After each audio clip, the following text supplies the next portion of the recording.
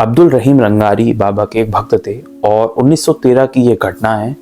1913 में क्या हुआ, जो अब्दुल रहीम रंगारी हैं उनकी वाइफ को एक प्रॉब्लम हुई। वो ये थी कि उनकी जो गला है उसमें सूजन आ गई और साथ ही में उनके जो गाल है उसमें भी सूजन आ गई।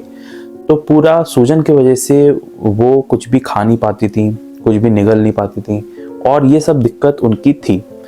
और कई सारी दवाइयों के बाद भी उनको जो है आराम नहीं मिल रहा था। तो अब्दुल रहीम रंगारी ने कहीं से सुना कि शिरडी में एक संत रहते हैं जिनका नाम है साईं बाबा, तो उन्हें वहाँ जाना चाहिए और अपनी वाइफ को दिखाना चाहिए।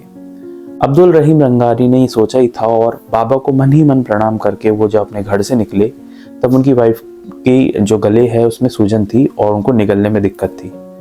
बट हैरानी वाली बात यह है कि जैसे जैसे वो शिरडी के करीब आती गई, जैसे इगतपुरी नाम की एक जगह है वहाँ तक उनकी जो फैमिली है वो पहुँची। वहाँ पे उनकी वाइफ ने चाय पी और कुछ नाश्ता किया, वो आराम से धीरे धीरे होने लगा।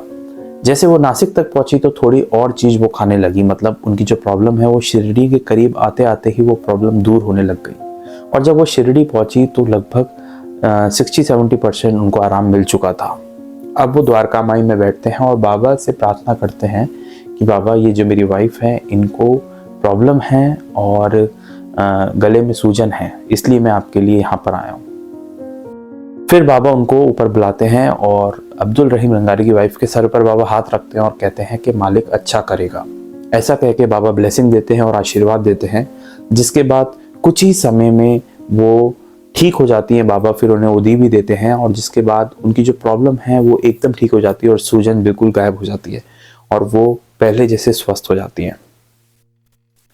अब लेकिन क्योंकि उन्हें अपने घर लौटना था तो उन्होंने बाबा की आज्ञा लिए बिना लौटना उचित समझा और वो वहां से लौट गए। जब वो लौट कर जा रहे थे तो जो उनका तांगा है वो रास्ते में टूट गया और अब्दुल रहीम रंगारी और उनका पूरा परिवार वो रात को बिल्कुल बेसहाय खड़े हो गए, क्योंकि रात के समय में उस समय हमारा कोई भी उन्हें तांगा नहीं मिलता, जंगल अलग था और ऊपर से जो तांगा है वो खराब हो चुका था और अब लौटने का साधन कुछ भी नहीं था और उनके बच्चे भी छोटे थे तो वो इतना पैदल भी नहीं चल सकते थे। तो ये सोच के वो बहुत परेशान हो गए और वो मन ही मन सोचने लगे कि कहीं ना कहीं मैंने गलती की, बाबा से ना पूछकर, उनकी परमिशन ना लेकर, और अब मुझे इस मुसीबत का सामना करना पड़ रहा है। उन्होंने ऐसा सोचा ही था और बाबा का ध्यान किया ही था कि अचानक से पीछे से आवाज़ आती है कि तांगे वाला आ गया। और उस वक्त रात के लगभग 2 बज रहे थे। वो तांगे वाला बोलता है कि आप अब्दुल ही है ना? वो बोलता है हाँ। बोलते कि आप इस तांगे में बैठिए, मैं आपको शिरडी दोबारा ले चलता हूँ। बोले कि आपको कैसे पता? बोले बाबा ने ही मुझे भेजा है और उन्होंने कहा था कि आपको कोई प्रॉब्लम आएगी तो इसलिए उन्होंने मुझे भेज दिया आपको लेने के लिए। देखिए बाबा कितना ध्यान रखते हैं।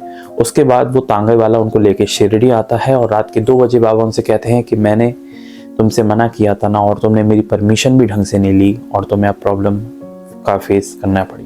क्योंकि बाबा हमेशा ये चाहते थे कि कोई भक्त शिरडी आ रहा है तो वो बहुत आराम से आए और जाते वक्त भी वो कंफर्ट और आराम से ही पहुंचे अपने घर। अगले दिन सुबह बाबा उनको परमिशन देते हैं। फिर वो बोलते हैं कि बाबा इतनी सुबह बाबा कहाँ मिलेगा तांगे वाला? बाबा बोलते हैं बिल्कुल तांगे वाला मिलेगा।